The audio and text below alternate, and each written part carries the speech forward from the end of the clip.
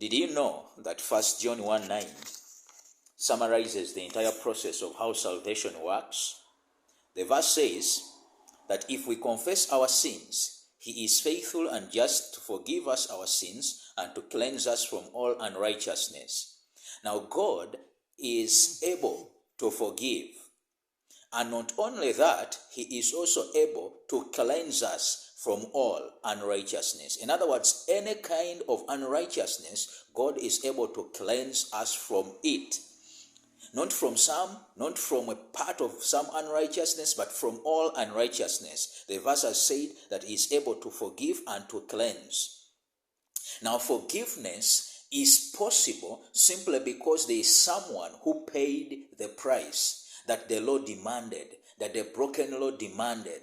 The broken law demanded the life of a sinner, but the mercy of God made him give his son in order to pay the price that was required, the price that was to be paid, and Christ paid that. Now the payment of the price caters for the forgiveness of a sinner, because if a sinner is supposed to die because of his or her sin, then Christ died in the place of a sinner, and therefore the sinner can be freed from the death penalty and therefore forgiven. So God is able to forgive someone who confesses his sins because Christ paid the price that the law demanded. The payment that was required was paid by Christ. So the payment frees this sinner from the guilt, from the condemnation, from the death penalty. So the sinner is now free from the guilt, from the condemnation, from the death penalty.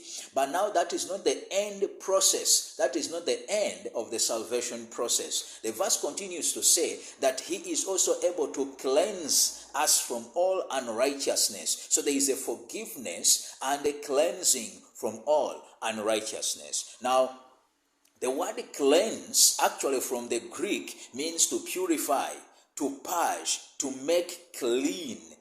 It means be clean. And actually it surprises me to find that this word cleanse does not mean to declare clean, but it means to make clean. In other words, God forgives and makes this that has been forgiven clean. He forgives and purges and purifies and cleanses and makes clean this sinner that has confessed his sins to God. So salvation works in that way, that God will forgive a sinner who has confessed his sins and purify that sinner from all unrighteousness. Let me give you how that works. How is the purification? How is the purging? How is the cleansing effected? Because we say that the forgiveness is effected because Christ paid the price. He died. He provided the means for forgiveness. He provided the means that can set a sinner free from guilt, free from condemnation, free from the death penalty, free from that enmity that existed once man sinned. Now, if this sinner has been redeemed, has been bought back, God now proceeds to cleanse this sinner, because when he was sold into sin, he was damaged. There's something that happened to him that requires a restoration. So God has to cleanse, has to purge, has to purify, has to make clean this sinner that has confessed his sins. A forgiveness and a cleansing from all unrighteousness. Ephesians 5:26 says that he might sanctify and cleanse it. The same word cleanse appears here. And cleanse it with the washing of water by the word. In other words, the cleansing process happens by the washing of water by the word. Now, water in the Bible can be a symbol of the Spirit. If we can take in the book of John 8, it can be a symbol of the Spirit. So the washing is the washing that takes place or that is done through the impartation of the Spirit of Christ. It is through the impartation of the Spirit of Christ. which is the same as the impartation of the very life of Christ. In other words, God forgives and imparts something to the sinner that will work his cleansing. He imparts something to the sinner that will work his purification, that will work his purging, that will work his cleansing. So, forgiveness and cleansing. Cleansing by the washing of the water. In other words, Christ has to wash this individual who has confessed, who has come to him, accepting his sacrifice and comes to God through Christ. This individual has to be purified, has to be cleansed. And this takes place not as a historical fact that took place 2,000 years ago. It takes place on a daily basis. The means for all that were provided some time ago. We are provided on the cross, but the application is taking place on a daily basis. So as the sinner that has accepted the sacrifice that was made 2,000 years ago can be purified, can be cleansed from all sin by the washing of water, by the impartation of the Spirit of Christ, man is purified, man is cleansed, man is restored, man is made clean, not just declared clean, but made clean through the impartation of the Spirit of Christ. Let me give you this illustration in Matthew 8. Matthew 8, 2-3 says, "And behold, there came a leper and worshipped him, saying, Lord, if thou wilt, thou can make me clean." The words "make me clean," they are the same Greek word that are used in 1 John 1:9. And verse 3 says, "And Jesus put forth his hand and touched him, saying, I will, be thou clean." The same word. And immediately, now look at the result. And immediately his leprosy was cleansed. The same word.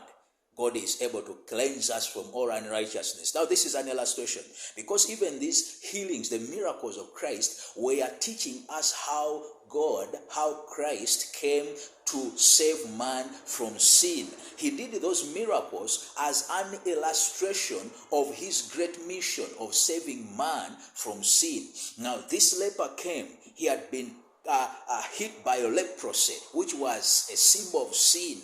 Now when he comes to Christ, he says, "If thou will." In other words, this leper acknowledged his problem, just as we have to acknowledge our problem, which is sin, and then acknowledge that he himself cannot help himself from that problem and went to someone else, just as we can't help ourselves, but we have to approach another, and that is Christ. Now when he went, he confessed that he was a leper, just as we confess our problem of sin to someone who has the capacity, the power, the ability to save us. And he had enough faith, because he said, "If thou will." In other words, at the will of Christ, this leper could be made clean. And Jesus put forth his hand, touched him, saying, "I will, be thou clean."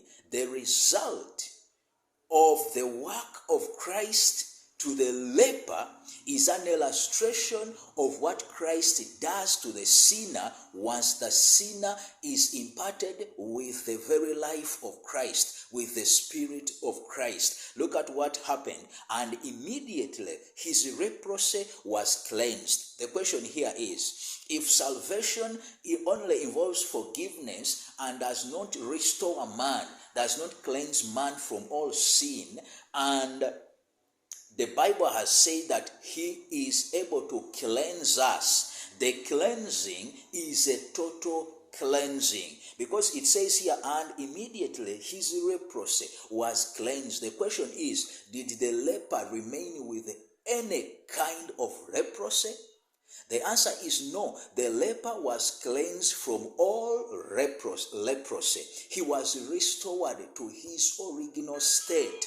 So what that means is that when God cleanses a sinner, that cleansing is a total cleansing from all sin. The sinner is cleansed from all sin. Just as the leper went restored went cleansed from all sin. That is what God does to a sinner that has acknowledged the sacrifice and confessed his sins. He is forgiven and cleansed and purged and purified and made clean through the impartation of the Spirit of Christ. Now that cleansing is not an instant. It is not something that takes place at an instant, but it is something that goes on a daily basis through a daily surrender, through a daily death to self, and permitting the indwelling of the Spirit of Christ to purge us, to cleanse us, to purify us from all unrighteousness. And that one takes place when Christ is still seated on the mercy seat and still ministering as the high priest in the heavenly sanctuary. Those applications are taking place right now, and that is how salvation works. Christ paid the price and now applies the melts to work the restoration of the sinner to the state in which he was, to the life which he possessed, that life which was in harmony with God. So that is how salvation works. It is not only one part, but it is two, both forgiveness and a total cleansing from all sin.